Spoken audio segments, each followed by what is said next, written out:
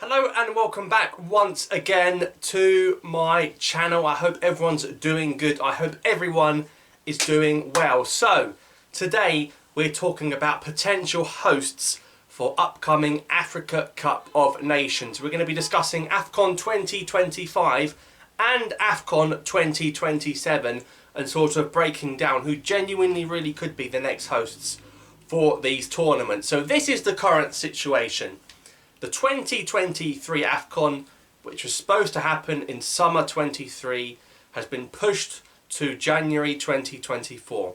That is Ivory Coast's tournament. That was delayed because of torrential rain. 2025 AFCON was given to Guinea a few years ago. They were supposed to have it in 23. It got pushed to 2025. That's summer 2025. That's around about just under 3 years from now. And the 2027 AFCON hasn't been given to anyone. CAF still undecided. Now, you're probably thinking, well, AFCON 25 has been given to Guinea, so why is there still speculation as to who's going to host it? This is Africa. I do not need to remind you the amount of times hosts for a AFCON have changed literally at the last minute.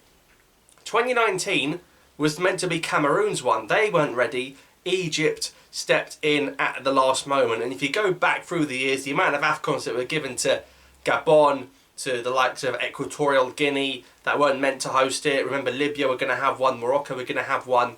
Just a complete shambles. But if Guinea lose this, it's going to be because they're not ready. They haven't got the infrastructures. You need at least 5 or 6 decent grounds now for a 24-team AFCON.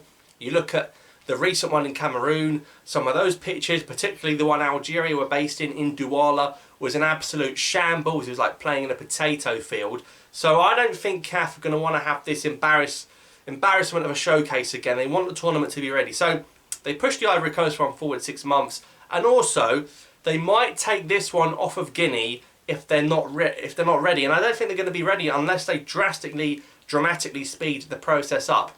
Guinea are going to be stripped of the hosts and someone else is going to step in. Now, as of right now, it's still Guinea's. A CAF spokesman last week came out and said, look, it's still Guinea's tournament to host, provided they can meet with the requirements that they have adhered and promised to. So that could all change. But I think what technicality they'll go down if they do take it off Guinea is the security. And we saw Morocco go to Guinea in a World Cup qualifier recently where there was a sort of political a military coup where the Morocco players couldn't actually play the game. So I think in terms of safety, you might see that used as an excuse to take the tournament away from Guinea. Nigeria and Benin stepped forward with a joint bid to take over 2025. That was rejected on the grounds that CAF still want it to be in Guinea. So they're at the front of the queue should Guinea not host the competition. They can't give it to the host of 27 earlier because that's not been announced yet. So this is where we come in. It looks like Algeria, because of the new stadiums and their CAF-approved stadiums, we've got, for example, the one in Oran used in the Mediterranean Games. The final was there between France and Italy. You've got the one in Baraki, which will most certainly be used. And of course, Algeria are going to be hosting Chan in January 2023. And I think Algeria's authorities will look at this as a way of projecting what hosting a tournament looks like for Algeria. A sort of maybe a test run for hosting a future Africa Cup of Nations, because there are going to be 18 teams at that Chan or tournament that I will cover on this channel. There's more stadiums, of course, as well that will be ready by the time those future AFCONs come around. So I think Algeria have genuinely thrown their hat in the ring, not just to step in for 25. I think they've got a bigger chance to take over the 2027 one if they put an official bid in. The problem is, there's a few countries vying to host those 25 and 27 AFCONs. You've got the Algerians that want to use their new stadiums. You've got Nigeria and Benin that want to come in with a joint bid. And joint bids in Africa are very rare. I think there was a Gabon Equatorial Guinea joint host a few years ago. I can't remember one since then. That might even be the only one. Correct me if I'm wrong in the comments down below. So you're going to have the Nigeria-Benin bid as well as the Algeria bid for those two tournaments. You're also going to have a bid from Zambia.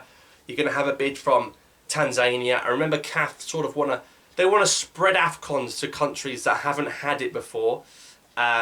Don't think Guinea have hosted one before, of course. So they'll bear that in mind. You've also got the bid, which is going to be a joint bid from Namibia and Botswana. That'll be literally really, really south in Africa, in the southern area. A joint bid between Namibia and Botswana. Of course, the tournament's not really been there either.